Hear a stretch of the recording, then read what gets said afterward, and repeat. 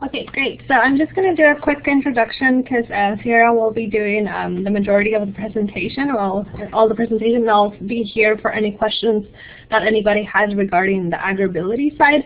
But basically, Sierra met one of the Independent Living Center professionals at one of the National AgrAbility conferences, and we realized that this would be something really good to present to the Independent Living Center community, because eventually we really want to work towards training some of this ICL specialists into also doing our ergonomic assessments and other type of assistive devices training for people that work in agriculture.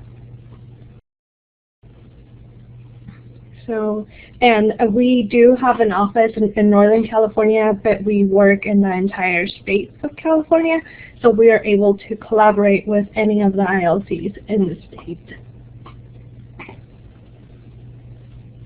And I'm also, I'm looking on the list of names of people that are here, and a lot of the names are familiar. So I'm actually very excited that a lot of you guys are here. I'm looking at Elaine Ferreira, whom I've worked with throughout the years I've seen her. So like I said, this is a start for us to start looking into approaching the Independent Living Center community to the rural community and helping people that have disabilities and are working in agriculture. So with that, I'm going to turn it over to Sierra. Great. Thank you, Esmeralda. So, hi, I'm Sierra Royster. I work with AgrAbility, which is the Associations of Programs for Rural Independent Living. I'm the Youth Programs Coordinator, but I also, because if you work in a nonprofit, you don't get to wear one hat, as many of you know. My other hat is my AgrAbility hat. So we're going to talk a little bit about what AgrAbility is, and then what AgrAbility is, and then what our partnership is together, and how you as Centers for Independent Living, or if there's some that are on from the statewide Independent Living Councils, can really work together with the CalAgrAbility program. So with that, let me tell you a little bit about AgrAbility. So we are a national grassroots nonprofit membership organization. Our membership is made up of Centers for Independent Living, their satellite and branch offices, statewide Independent Living Council, and other organizations that work within the independent living community or on those issues that we also address within the IL community, and people with disabilities. So some of those examples of different organizations that make up who we are is Disability Rights. We have some of those as our members. Easter Seals, National Council on Independent Living, Colorado Council on Governments, county service offices. We have youth nonprofits like Kansas Youth Empowerment Academy. And then we also work with different nonprofit organizations that specialize in certain areas. So veterans, transportation, certain disability groups, youth-focused organizations, and then, of course, agricultural organizations. And we also have the Rural Training Centers in Kansas and Montana. They're actually the ones that gave us our first initial funding to get us off the ground and going as an organization. So we've worked with them from the very beginning, and we still work with them very closely on lots of different things. So AgrAbility provides leadership and resources on rural independent living. So kind of give you a little bit of background. When SILS came about, we also created a national organization, which is the National Council on Independent Living. NICL is also how it's known. And they were covering a lot of the national issues and advocacy issues and talking about that. But one thing that many people noticed at that point in time is there wasn't a lot of conversation about rural America. If you're talking about transportation and whether you can get on the bus, that's a different conversation than if you're talking in rural America where there's not even a bus. So through that conversation, we decided that there needed to be a national organization that worked with independent living that focused really on rural issues.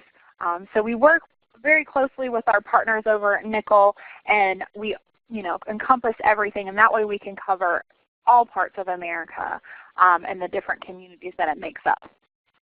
So as our organization, we provide lots of different leadership and resources, and I'll go into explaining that a little bit more.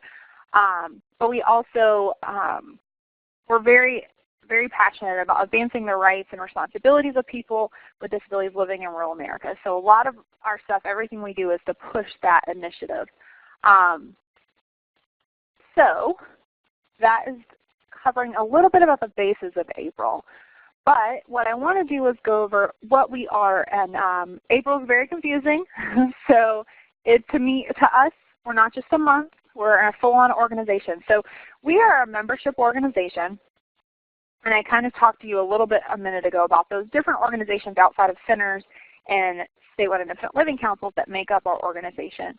But we also provide training and technical assistance. And so for us, that's peer-to-peer mentoring. So to give you a little bit of information about peer-to-peer mentoring, what that looks like for us is we do it in 3 different areas. Actually, just got announced this week that we have been signed up for another year of our grant.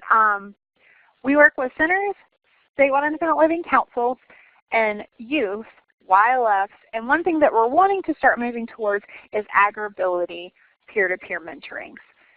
So what that looks like is if you have Center A over here on this part of the state, and they have, let's say, a really great AgrAbility program, and then you have Center B that does not have anything, and they don't work with anything agriculture, but they're wanting to. That's one of their goals that they have at their center. Then the center director from Center A will go out to Center B and will do a 2-day in-person training. They'll share resources, they'll share programs, they'll set goals for the center, and really walk them through what that looks like and some tips and tricks to the trade on how to put that into a center. And then for the next year, they offer a mentoring. So that same person that went out to Center B will then be that right there for that person, or for that whole entire center for the next year of, if it's follow-up emails, follow-up conversations, phone calls.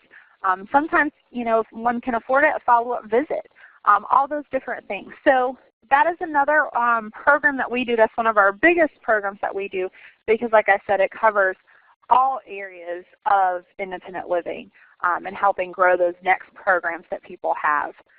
We also have independent living conversations. Those are teleconferences, trainings that we do.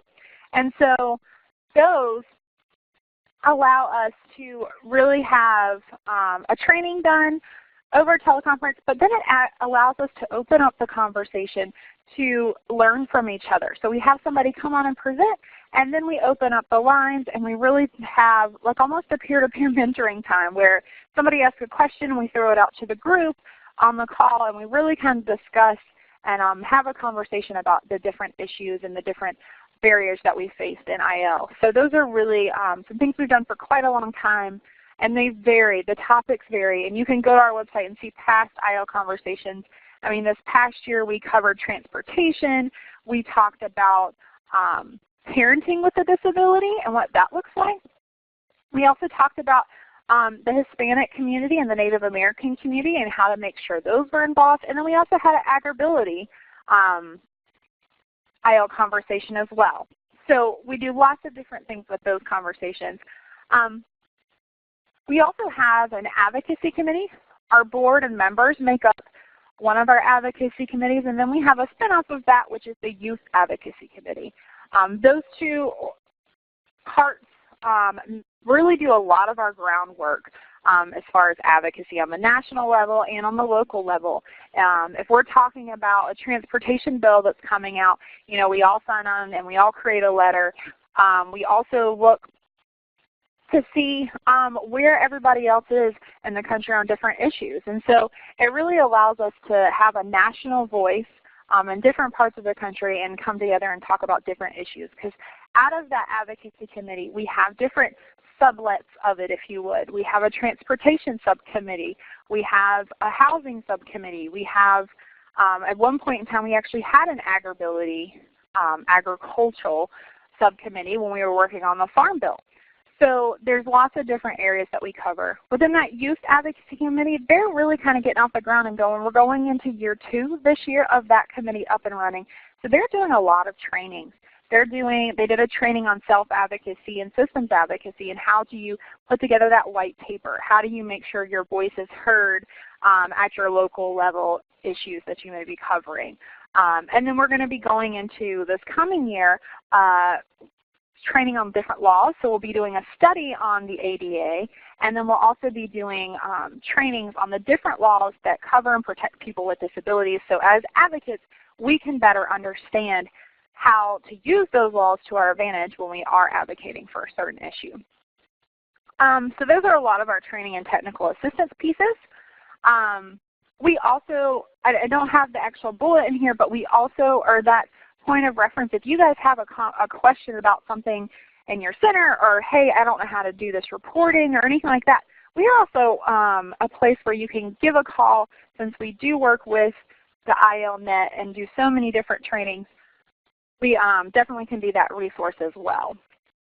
The next thing is we do hold an annual conference. This is kind of our big thing. If you know about April, that's one thing you usually do know about us. But every year for us, April comes in October. So every October is our annual conference. This year it is in Spokane, Washington. It's October 20th and 23rd, so right around the corner. So right now things are a little bit chaotic on our side of the world.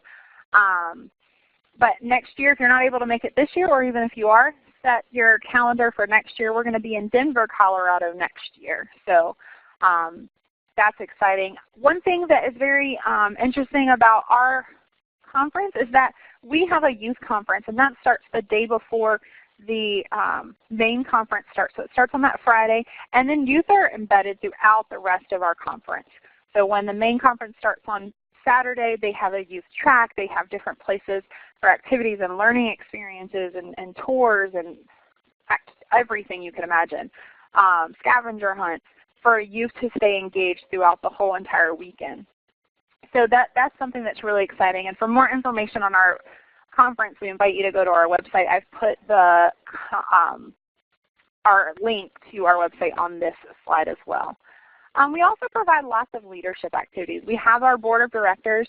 We have the national committees, including advocacy and focusing on certain issues like transportation. Our executive director works with Amtrak very closely. He's now working with airlines to work on long-term accessibility. So we try to be, on those big boards to kind of talk about those next steps when people are developing new things and new ideas, and how we can make sure disability is at that forefront, and especially people in rural America.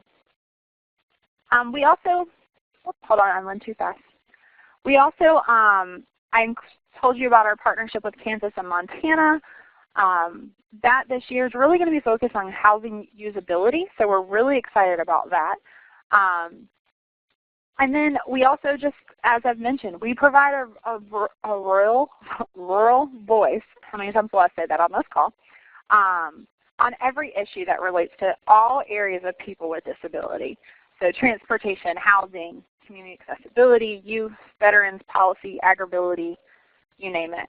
We try to be at the table and have that conversation. Okay, so that's what we are. What we are not, some of the misconceptions that people have about April. Hopefully I can go ahead and lay those out. And some of you guys will know what these are because they're related to centers as well, but I know this is a call open to everybody, so I wanted to make sure we covered some of those things. We do not provide direct service at April. That's not something that we do. That's what the centers are doing. So we don't have consumers or anything like that. We don't have a ton of database for different consumers and stuff like that. We don't provide those things. We do not have a location for trainings and meetings. So we have our annual conference, which moves around the country each year, and we have our committees and board members and things like that and trainings, but they're typically done via webinar and teleconferences. So we try to keep everything where everybody from across the country can really join on and be interactive throughout the year. Another thing is we do not oversee, supervise, manage, correct, whatever else the word is you want to put there, the sills and silks of each state, including California. we are not there to do that. Our role is to support and to educate those centers and folks if they need some different resources or they're wanting to learn something from our trainings, and also if they want to join in our committees and help us with that national voice to make sure California has that voice on there. So that's pretty always thought that we oversee you guys, and we do not. SILs are not a residential facility, so you guys probably know this since most of you, it looks like on the call, are from a Center for Independent Living. And then also that SILs do not provide day treatment programs as well. So they're there to support people for independent living, but they are not there to be a day treatment or anything. We want to get people out in the community and independent as possible. So let's go to the next one. I know this is often a question of who are our members. So our April membership, this is a very small map. If it's too small for you, that's fine. Please go to our website and get as big and large as you need it. We do have a new one that's getting ready to come out from the 2017 year. But you'll see on there that the yellow star is where our main office is. That is actually in Little Rock, Arkansas. When we say our membership covers the whole country, our staff kind of do too. We have our executive director and our director of operations and conference coordinator are located in Little Rock, Arkansas. But our training and technical assistance coordinator is located in Montana, and then I'm located in North Carolina. So we kind of spread the map for us as well. But our main office is in Arkansas. And then you'll see those little red dots. Those little red dots represent members. So those are who make up our organization as far as Centers for Independent Living and statewide independent living councils. So what I encourage you guys, there's a few marks in California. I encourage you to go to that link that is on here and check out who is a member in California. And maybe if your name's not on there, figure out how could we get involved. What are other ways that we can know what's happening within the whole community of IL, but especially let us know what's happening in California as well. So I think I'm going to show you, yes, so the next slide is California.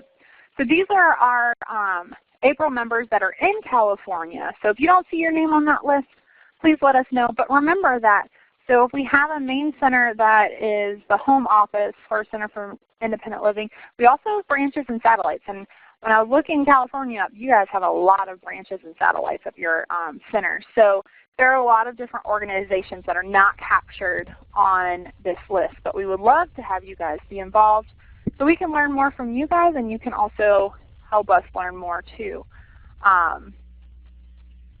So there's about 8 centers in California right now that are members. So hopefully this is all good new news to you guys. Okay, so I've talked a little bit about what April has done and what we offer to the community and what we do for the community. But now I'm going to kind of change the conversation to a little bit to a partnership with AgrAbility. So one of the things that we were charged to do with AgrAbility is that we wanted to find out what centers are doing in the community with either AgrAbility clients or people that work within the agricultural field that may be consumers. And so within that, we sent a poll out, our survey out to everybody and asked them to participate. And we have taken California's information out of that so we could share that with you guys. So this is just California's targeted information here. But one thing that you'll see from this, I didn't include the numbers didn't come over when I dropped this in, but the information and referral, many of you already know what that is, but it's pretty much any information that you give to a consumer or if you refer them to another organization or another program that might assist them in a goal that they have or an issue that they're working on. So it looks like 100% of time when somebody walks in, it's from AgrAbility or from the agricultural community, people are providing that service. And the same thing with independent living skills. And independent living skills can be very broad. This can be learning a new skill or to assist them in independent living. It could also be like a living well with a disability training. You could cover medication management, a reading service, maybe budgeting, computer training class. Even perhaps if you have the ability at your center to train somebody on how to use new farm equipment or new equipment on their ranch. So it's a broad subject of what that could include, and it looks like that is being served almost every single time somebody comes in the door, those two services, which is fantastic. The other one that is about 50% of the time is peer mentoring and support. So in case you are not familiar with that, peer mentoring and support is where somebody that may have the same disability or disability can talk to another consumer that shares those similarities, and they can kind of connect with one another to be able to assist them through a goal or an issue, or maybe just being there as a confidant to relate to. When this comes to the agricultural world, it's very vital because, as we sometimes know, a lot of times when people are working in the agricultural community, they have their own culture, this ag culture, farm culture. And there's certain language that comes with that. And there's also understanding the profession, understanding the equipment. So peer mentoring and support can be very vital because a lot of times people with disabilities farmers with disabilities don't identify with having a disability. They sometimes just identify as having a limitation. And if they can have somebody to reach out to that will share that support with them and kind of, oh yeah, I've been through there, I know that. Have you tried this equipment? This one really worked for me. This one was really great for me, and so on. That conversation can be so important sometimes, more than any other skill a lot of times for a consumer. So I do encourage you, because since we're only half of the consumers are getting this, this is a great place for maybe centers to jump in and kind of work towards. And bring somebody in on staff or as a volunteer that could be a peer mentor. Maybe that could provide some mentoring support from the farm, ranch, gardening perspective. That way they can talk that same language, those same goals, and really break down some of those barriers that somebody may feel about going into an organization they don't really know about. The one thing that I want you to notice is that Centers for Independent Living offer 8 services really, and only 3 of them are being covered according to the survey that we did in California when it comes to AgrAbility and agricultural consumers. So one of the areas that's not listed on here is individual and systems advocacy. So this can be you can work with somebody very easily with this, the agricultural community, but if they get turned away from services, so they have to go and apply for funding to get equipment that they may need, adaptive equipment or anything like that, and they may be turned away from that. So an advocate from a center can really come in and assist that mediating process and explain to them what is a really great thing that they need and how to get it and where are some different resources that might be out there. So those are really great places that a center can come in. Another place is, does your community have accessible access to businesses that the rural community needs? So is your local feed store, is it accessible? Could somebody in a wheelchair get in that store, navigate to what they need, and check out and leave independently? If not, if there's a step up into the door, or if they have too much product on the pathway and it's blocking access for somebody that may be using a mobility device, then that could be a great place for a center to go in and say, hey, these are some things that we noticed about your business. We would love to work with you to correct some of these things to make it more accessible so you can have even more customers come in and use this. So those are great ways that you could work within individual and systems advocacy. And then transition. Transition is also not listed on here as services that are being offered right now. This is a newer service. I mean, it's been out since 2014, so the more I say that, the more less new it becomes. But there's a three-pronged definition. So there's youth from transition, and what that looks like is youth coming out of secondary education, going into post-secondary education or employment. That is what is covered or defined as a youth within transition. So if we're talking about agriculture and we're talking about a young person, that could be a young person that their goal is to come out of school and start a farm. Maybe they're interested in gardening. Maybe they're interested in being a rancher. How could you get them connected and help that transition? If it's a young person with a disability, sometimes those are not shown as a viable option for career in school. So how can we as a center go in and educate those young people that they can do this as an option for employment, and then show them the adapted ways that we could do that? The other way that we could really be involved with a young person going through transition is how do you, if they're part of a farm, a family farm, how are they, are they next in line to take over the farm? Are they going to be able to take over the farm? If they're a young person with a disability and they've been given one or two jobs on the farm, how do we broaden that scope so they can do more on the farm independently? Is it going to take more equipment? Maybe it's training on certain areas. Maybe that's where a peer could come in that is a farmer themselves and kind of show them the ropes a little bit as adapted farming can look like sometimes. So those are just a few ideas. Because then you also have transition from an institution. Institutions are defined as anywhere that you don't really have control of the choices in the environment around you. So hospitals, long-term care facilities, nursing homes. So all those different areas, if a farmer is injured on the job and then ends up in the hospital, he's still not ready to go back home, so then he has to go to a long-term care facility. They're not sure if he'll have the home and community-based programs or services that they may need, so then they're stuck there.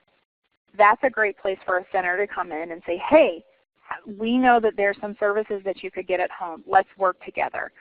So those are really great places to help somebody that may have gotten stuck into an institution that they didn't want to be in due to an injury perhaps or due to a medical issue.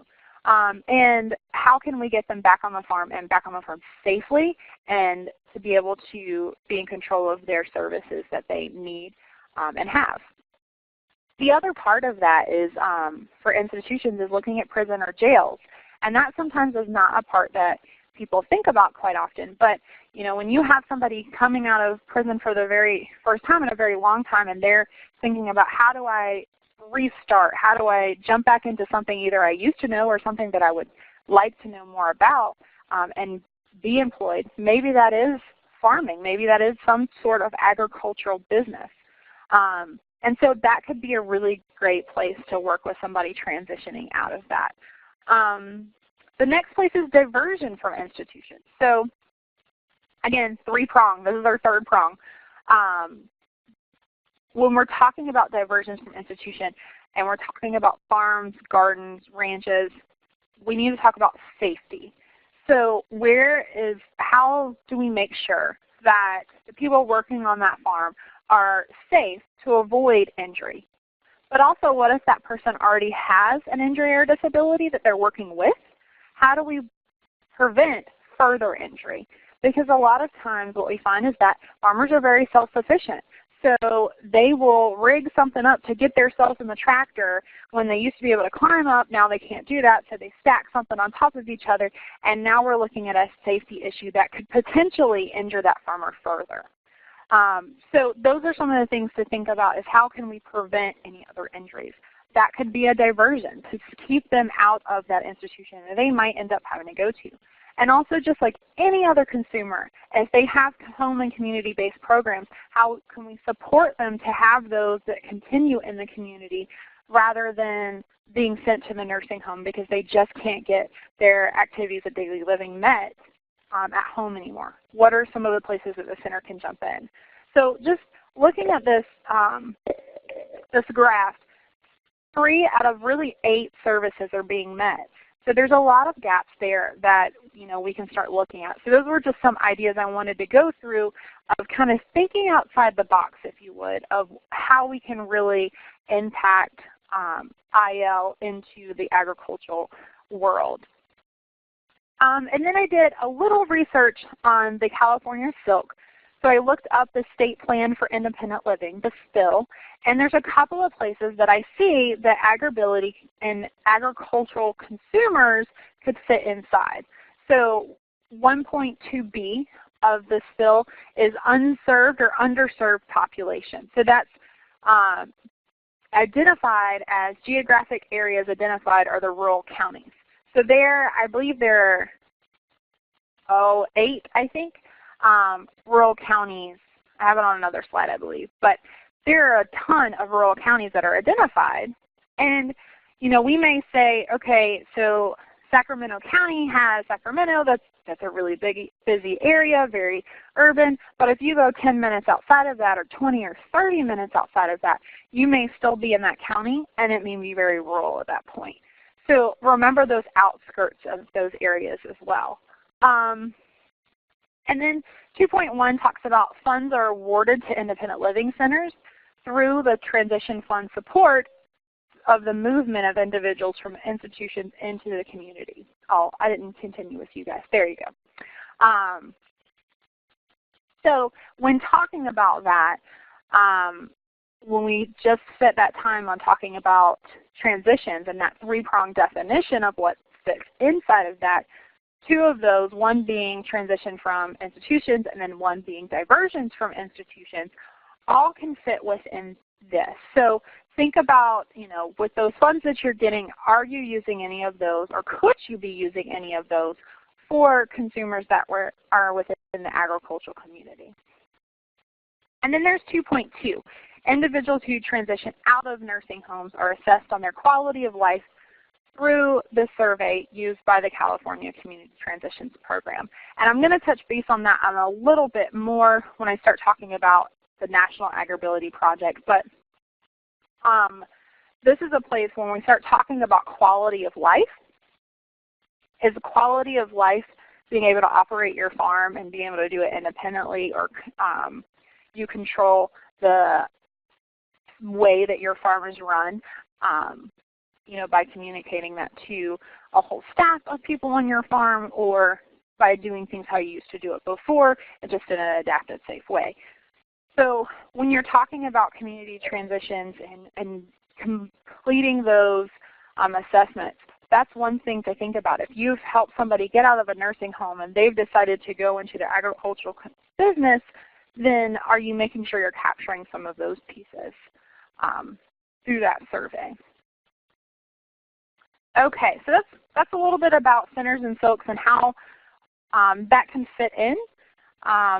Now what I want to do is kind of move into the farm world, if you would. Often we hear about independent living culture when we work at a center, or if we're involved with IL in any facet. But when you work in AgrAbility and when you work in the farm community, you hear about farm culture. And really, they're very similar. That's one thing. We're not trying to, teach you how to fit this square peg into a round hole. We're really saying that these are actually the same peg, and they fit in together. So, you don't really have to go and relearn something. You know it. We just have a twist on it, being from the farm world. Or vice versa, being from the disability community. So I just want to run over some of those things with you. So farm culture, solid family values. Farmers work together with their family. That's very important to them, because oftentimes that's how they support their whole entire family, and it's also a family business. So everybody contributes a part of that farm and that ranch. Hardworking. You can't tell a farmer, it's 5 o'clock and the office is closed. For them, there is no 5 o'clock, the office is closed. They work until the job is done. And that's what puts food on our tables. That's what puts plants out in our yards, and all of those types of things.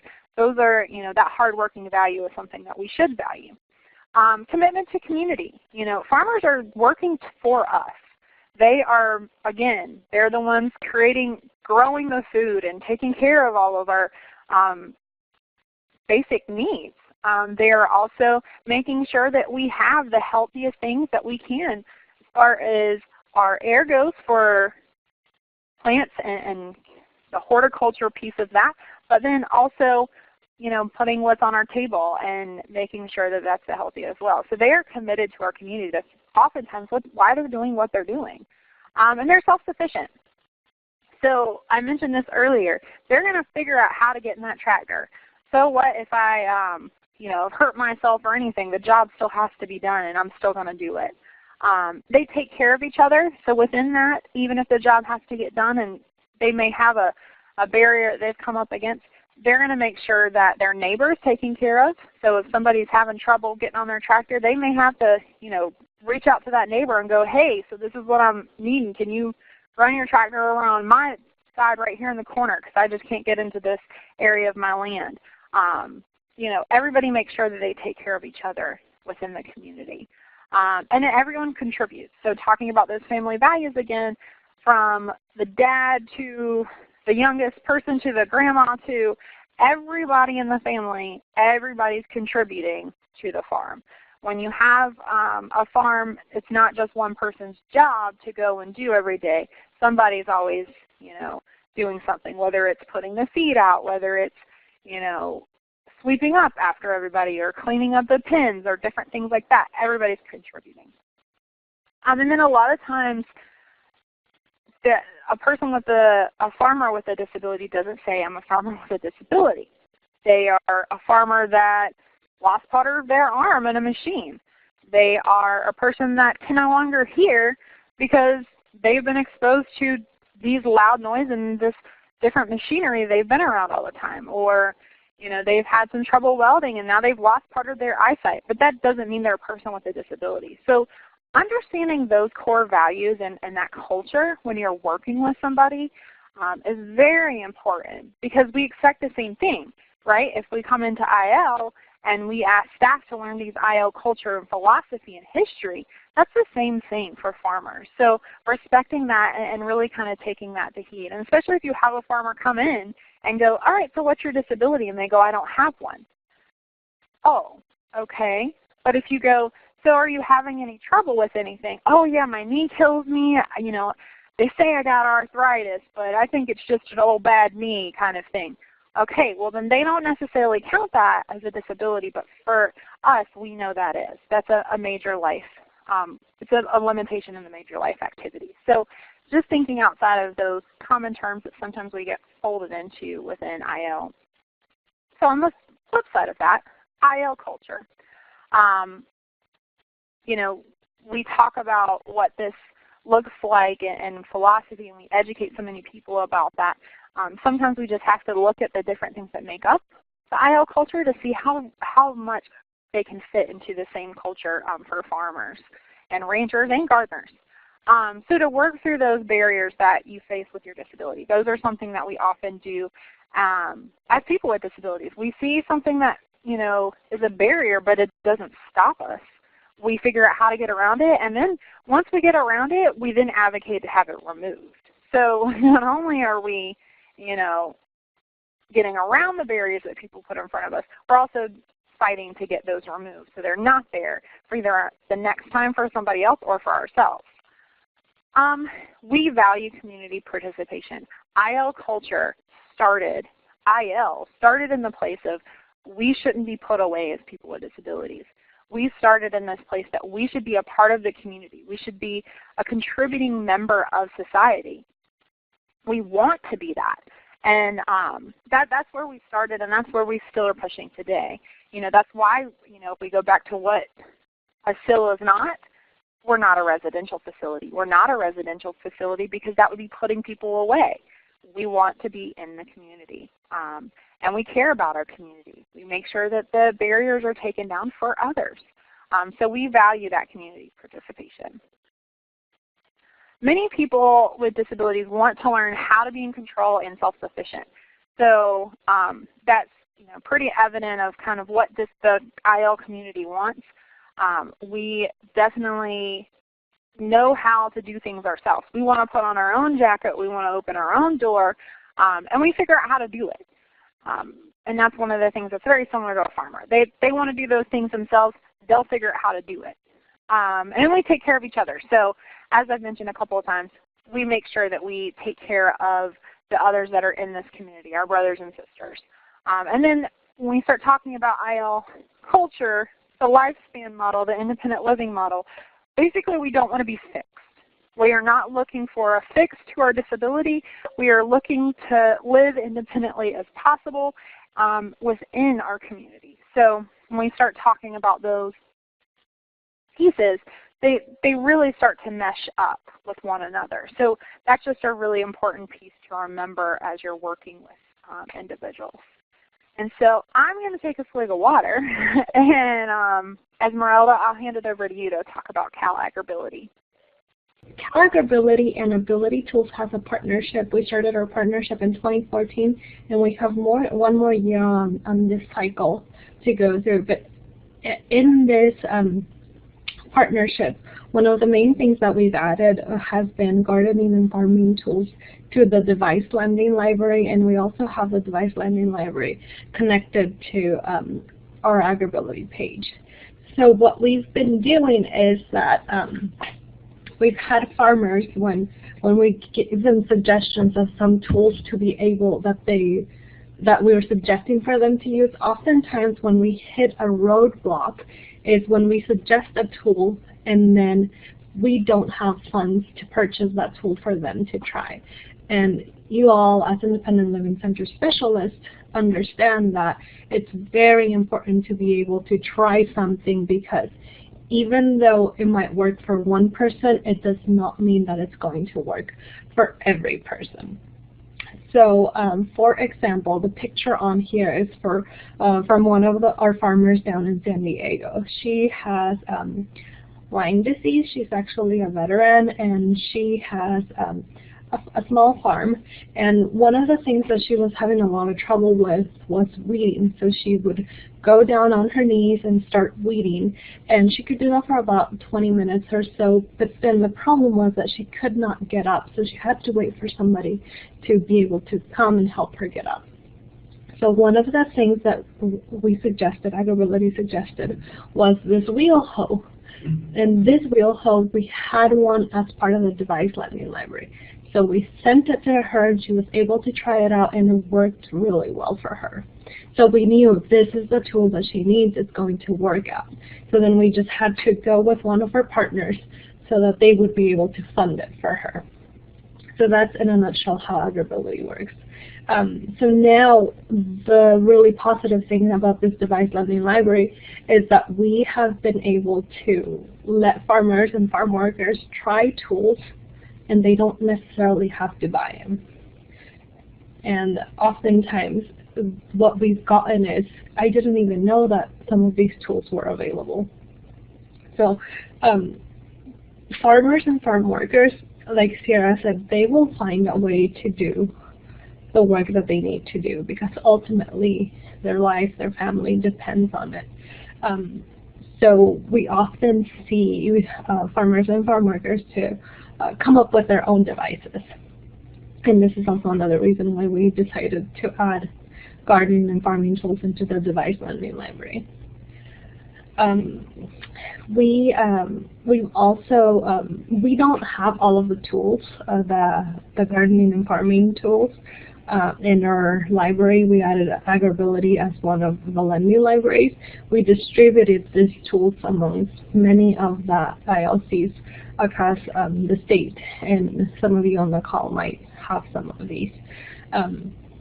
So we've been using it. We've been making a lot of use of the device lending library, and our hope is to be able to continue adding tools for the device lending library, because we're getting more requests, and oftentimes, like I said, it's a roadblock when we cannot have a farmer or a farm worker try a tool because they don't really know if it's going to work. But yeah, this has been one of the main things that our partnership has successfully completed, and we see it as it's been great for our farmers, and even for our relationship with the Department of Vocational Rehabilitation, getting them to fund something can be very difficult, but once we have a concrete example of this actually works, and it will enable a farmer or farm worker to continue working, it is so much easier to get something funded. Sorry. So AgrAbility began in 1991 as a part of the USDA Cooperative State Research, Education, and Extension Service. It was included in the 1990 Farm Bill, and it was funded in 1991. This was for the national AgrAbility.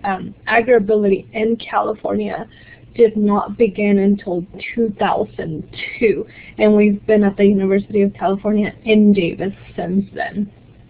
In 1991, there were 8 funded projects, and in 2016, there are 20. This 20 AgrAbility programs funded throughout the state. And this number changes because we're funded on a 4-year cycle. So after those 4 years, we have to reapply to have an AgrAbility program in the state. And it's increasingly getting more and more competitive because more states want an AgrAbility program. But even though we are competitive, we also collaborate very much with each other. Just last year, we had somebody from Maine, Michigan, come down to Southern California, and he did a whole day training on assistive devices for people that work in agriculture. So we're very much collaborating with each other. The mission of AgrAbility is to enhance the quality of life for farmers, ranchers, and other agricultural workers with disabilities. So, and in California, we really focus on the community, the farmer, the farm worker, and all of AgrAbility really focuses on the family. If one member of the family has a disability, that affects the entire family. So we're there to assist the whole family so that they can continue to be able to work and provide for the family. We do a lot of education and assistance, and AgrAbility helps to eliminate or at least minimize obstacles that block success in production agriculture or agriculture-related occupations. So even though we focus on agriculture, over the last few years we've also been focusing on gardening because more people are starting to do gardening, and we actually have several consumers that do some gardening in their house and then they have a farm stand. So that's also a very common thing, and we're starting to see more also urban gardens, and urban gardens for like retirement homes are also becoming more common. So in those senses, we really talk about gardening and different tools that are ergonomic to garden. And we've actually we've used some of the tools in the device lending library to let some of these communities try them. And for them, we haven't had to work on the funding aspect because since they have an entire project on it, they have been able to fund ergonomic tools for just like their gardening operations. Okay, so some of the ways that AgrAbility works, for each AgrAbility program, we all have to have a funded partner, and our partner is Ability Tools, and this partner has to have a rehab approach to them. So this is why Ability Tools has been a great partner for us.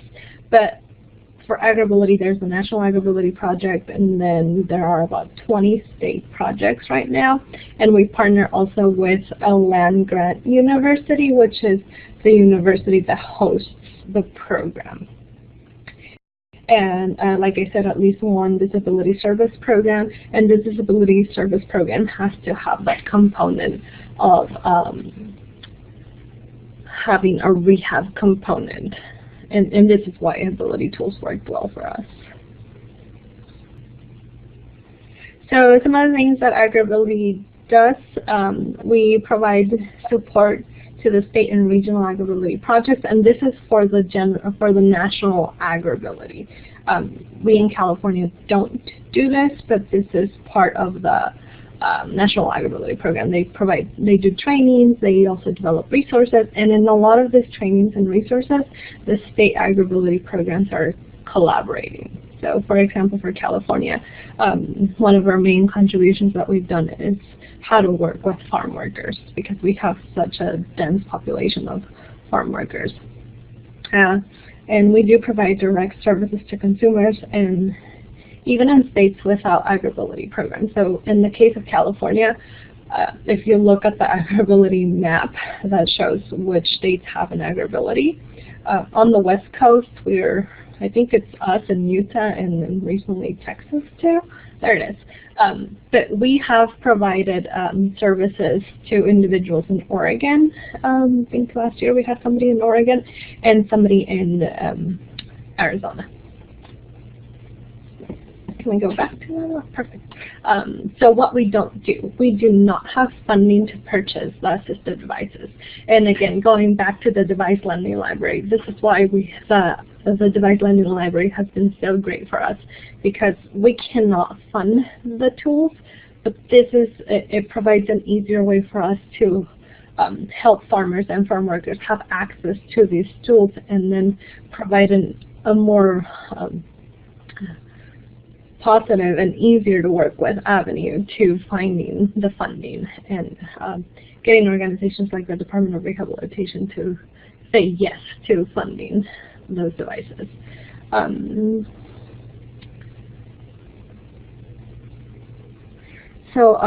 like I said, the most funding for assistive technology comes through state vocational rehabilitation systems. And a few years back, we also applied for a small grant through Ability Tools, and we were able to purchase a tool for one of our farm workers.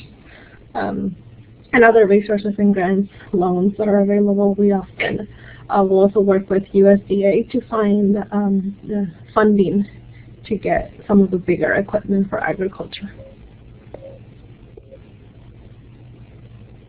Can we move the next slide?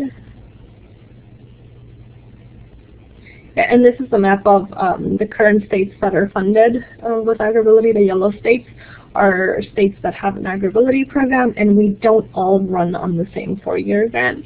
So everybody kind of has different grant years. I can go to the next one. So I'm going to turn it back to Sierra so she can talk about the partnership between National AgrAbility and April. Great, thank you.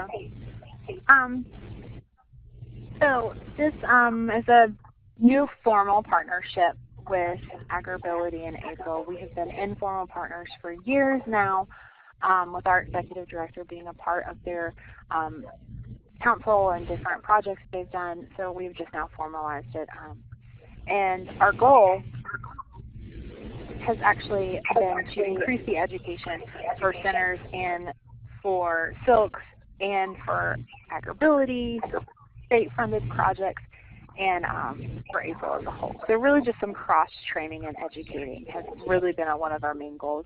And then of course you'll see right there, the checked part is the assessment. So the survey data that I had earlier, and you'll see some more in a little bit, those are the assessments that we did, and we did them across the country to really just find out how much centers know about AgrAbility, how much centers know about the consumers that work within agriculture, and so that way we could figure out where those gaps are, and we'll continue to work forward in our partnership with AgrAbility on making sure that we can maybe fill some of those gaps with center services, and AgrAbility can fill in some of those as well. So I'm going to go ahead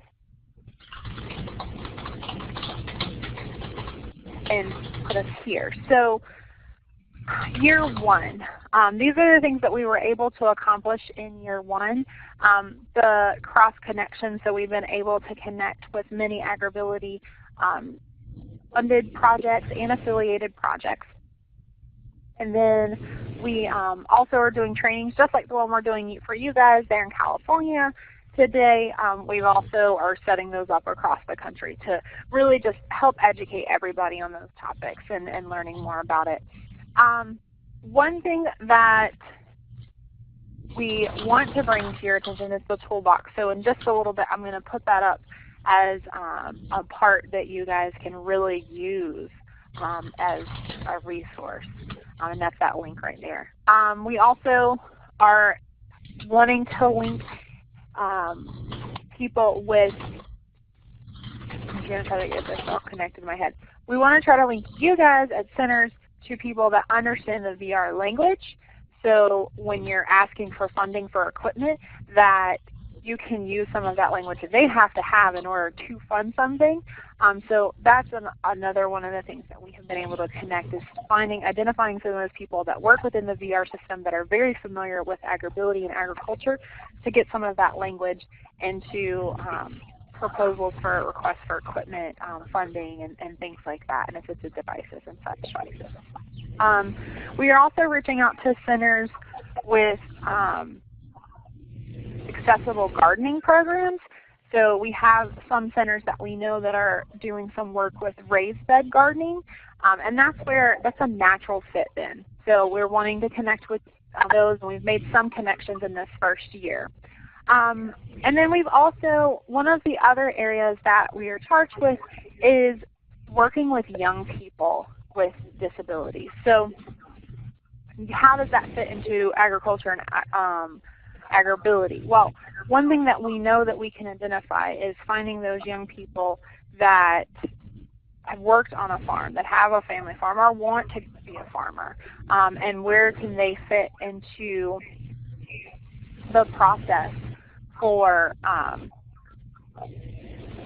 receiving assistance to AgrAbility.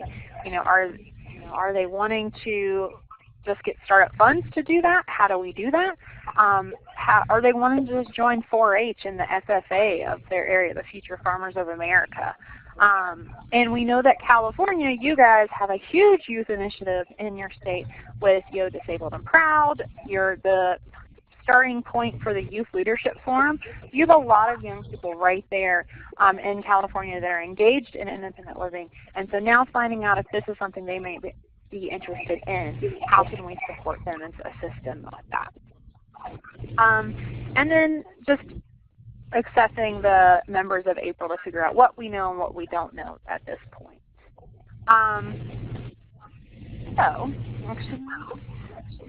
And going back to the surveys that we did, this is the portion where we were able to survey what you guys have done there in California. And one thing that we noticed in the survey is that most people identify with being urban or suburban, and then only 42% are identify as a rural area.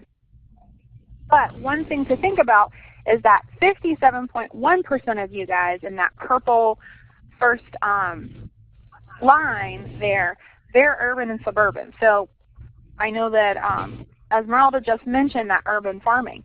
Are there rooftop gardens? Are there hydroponic gardening? Is there community gardens? Is there a city farmer's market? Because I guarantee you they're coming from somewhere that's related to a farm, or a garden or a ranch or somewhere along that line. So even though you may be in a different area that is not necessarily rural, think outside of that too, that there's still a lot of people that could be impacted with these services that would be life-changing for them and that they may be in great need of. The pie chart, you'll see that 71.4% of Californians know about AgrAbility projects. That's great. That's a fantastic number, and it's higher actually than the national numbers. That's great. I will say, out of that 71.4%, only 40% have an informal collaboration. So going to that third chart there with the purple and green line, you'll see that 40% of the CILs have an informal collaboration. That means 60% are not working with AgrAbility. That to me is, you know about it, but we're not working. And so there are some gaps there with that piece. So I think that, the informal collaboration, I don't know what that looks like and where that comes in. But I can say with that 40%, that green table right there, that green line that are working within AgrAbility, if you go to the next chart, out of that 40% of people, 66% of you guys are only working with 1 to 10 consumers. That's a really low number. And then only 33% are working with 11 to 25. So that's a good number to have. So we just need to up those and see we're missing some people out there. And you guys are on the ground. You're working with the community and individuals daily. So you know the best of what your community is made up of, and now just kind of finding those places that AgrAbility and the agricultural business is there and how you can connect with them. That's where there could be a really great impact for that. I just thought those were interesting numbers as we were pulling up. So going forward, what do we do now? You now know everything you ever wanted to know about April and AgrAbility and CalAgrAbility. I'm sure there's a lot more. But how do we move forward from this point? Silks. Read your state's bill. Read the state plan for independent living. Does it include unserved and underserved? Your answer is yes, it does. And it categorizes 17 counties as rural in that area. So go check out those different counties. I'm not even going to try to start pronouncing them. But find those rural counties and figure out if you're, first of all, within one of those, within your service areas, and what does the agricultural community look like in that area. On the silk also, is the agricultural community represented on the council? So do you have somebody on that council that has helped writing that state's plan for independent living or help monitor, evaluate, and review what's happening with the current plan? Do you have somebody on that council that is familiar with agriculture and the community and the barriers that are there? That could be really impactful when you start talking about what is needed in the state and where those gaps are that the silk can help fill in, making sure you have somebody there. And how can you do outreach? So how can you link with those centers, and how can you find those farmers and gardeners and ranchers to really reach out to? And then even, AgrAbility, are there an ex officio on the council? Is there somebody, maybe not Esmeralda, because I'm sure she loves that I'm throwing her into another pot of something to do, but somebody from the AgrAbility program, the CalAgrAbility program, or maybe Ability Tools, somebody from there that has that background and knowledge of what's going on with that and can really bring some insight to the council. And then if you don't have that, do you have an agricultural university department? So here in North Carolina, we have the North Carolina A&T, which is our land grant university. But do you have, we also have North Carolina State University, which also has an agricultural department. Could one of those be a part of the silk and jump on to the council and say, hey, this, have you guys thought about this? So even if, somebody's on the opposite side of your state, look locally and see it, where your silk meets, if there's somebody there that might be able to join in. Okay, so that's the silk perspective of different things. I have this written in all of them. How can April help? So how can we as an organization assist you in this process? We don't ever want to give you solutions or anything like that and say, good luck, you're on your own. We do want to be here and support you with that. So self. So we're talking about Centers for Independent Living now. What to do with all this information you just got. Do some research in your area. Do you have an accounting extension agency? Do you have a local AT office? AgrAbility, you have CalAg in your state. So how can you connect with those? How can you do more outreach? How can you do any outreach? So what does that look like for you guys? Maybe it's making those initial contacts with those organizations that I wrote above, and then figuring out, okay, where can I find those farmers and ranchers to meet with? Do you need to set up a table about independent living services at your local Tractor Supply? It sounds far-fetched, but I guarantee you're going to meet somebody from the agricultural community that may or may know somebody. They may need it, or they may know somebody that could really use those services. So different things along those lines. Think outside of that box that sometimes we get stuck into for just going day to day. And then who can provide agricultural training in your area? So, figure out who is in your local area that maybe you can reach out to teach you more about the agricultural world. Do a staff training. That way the person at the reception desk, when somebody walks into your center, knows about agriculture enough to have that conversation all the way to the IL specialist that may be working with them. Intake forms. So I'm going to bounce to this in a minute, but we have some great things and pointers that maybe you could look at for your intake form. And then identify your services that could improve or grow for farmers or ranchers. So I encourage you to go back up to the slide. Let me see. So slide number 7 lists those different services that you guys are providing. There's only 3.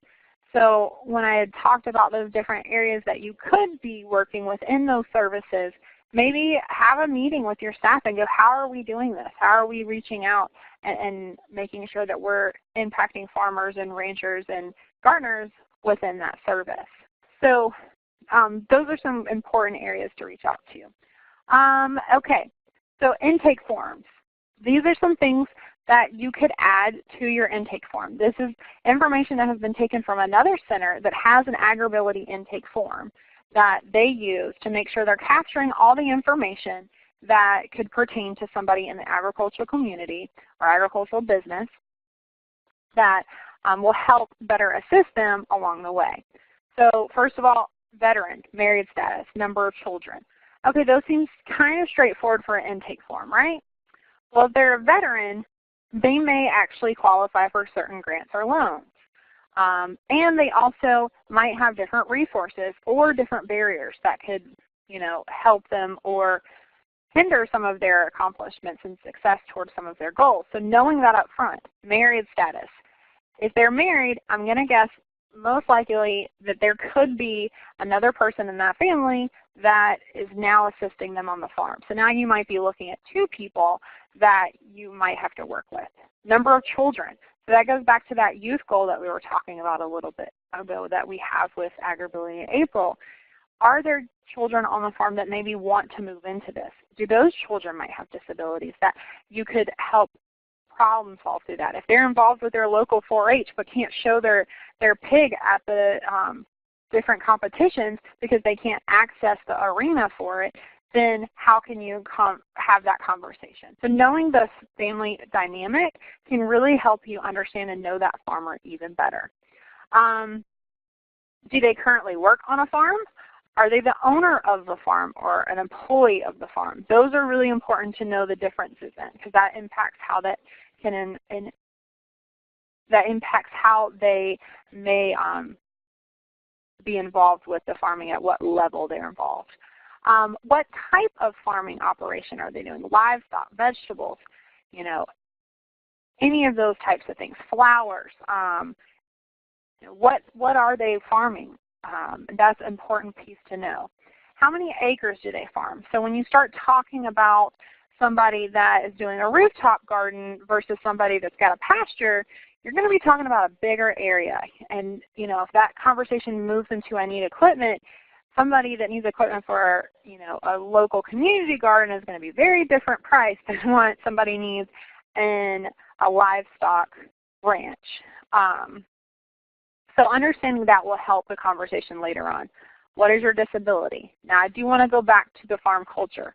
If they say I don't have one, think about how to reframe that. I know that's not new to a lot of independent living staff, because sometimes we come across other individuals that aren't necessarily connected with the agricultural community that still don't identify with a disability but definitely can fall into that category. So just acknowledge that they may have a limitation, but they don't necessarily call it a disability. How did you acquire your disability? So was it a farm-related injury? That's important to know, because are they still being safe on the farm?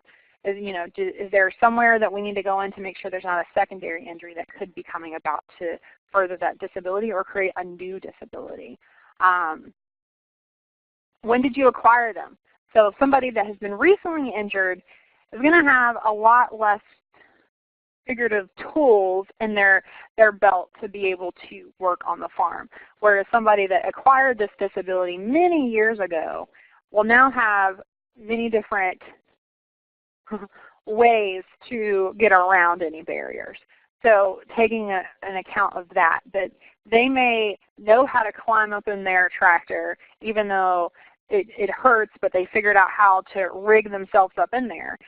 They may not even realize that there could be an assistive technology out there that could help lift them in there seamlessly and effortlessly. That would save their shoulders and save any other joints that could do damage long term if they continue the unsafe habits. So some of those things will help further out in the conversation. What type of help do you need to continue farming? So that's just a general question. And then, are you wanting to start a farm? That's a whole different kind of conversation. If yes, what type of farm? And describe the idea that they have. So when you're looking at your intake form, what some of the other centers have done, they have put this in a whole separate form. So this is just for people that are coming in as part of the agricultural community. But if you wanted to embed some of these and know in the back of your head why, maybe put some notes in there, this could be a really great place to do that. Okay, so AgrAbility.